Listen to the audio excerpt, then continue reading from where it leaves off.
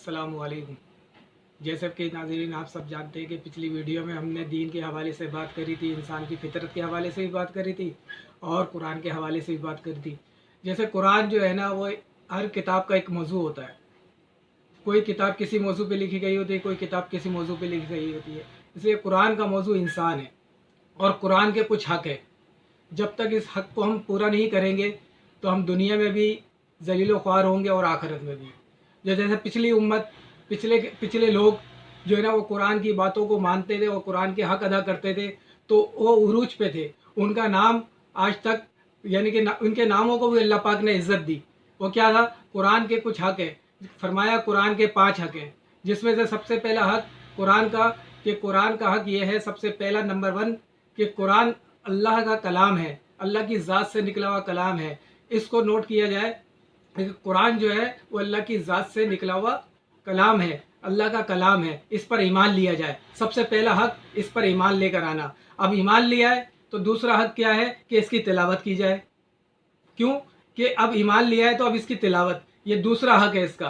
कि नंबर 2 कि इसकी तिलावत की जाए, और नंबर 3 अब तिलावत कर ली आपने, इस कुरान को पढ़ लिया, तो तीसरा नंबर है इसका, तीसरा हक़ है कि इसको समझा जाए। आजकल हम समझते नहीं है। कुरान पढ़ना भी है, कुरान पर ईमान भी लेकर आना है, अब इसको तीसरे नंबर पे इसको समझना है, तीसरा हक़ अदा करना है, इसको समझना है। अब समझ गए तो अब चौथा हक़ ये है कि इस पर अमल किया जाए। चौथा हक़ क्या है? इस पर अमल किया जाए।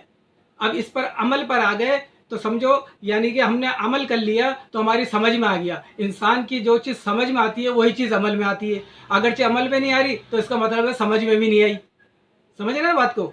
तो ये मतलब है, यानी कि कुरान का चौथा हक़ क्या है? इसको समझा जाए, इस पर अमल किया जाए। चौथा हक़ क्या है? इस पर अमल किया जाए।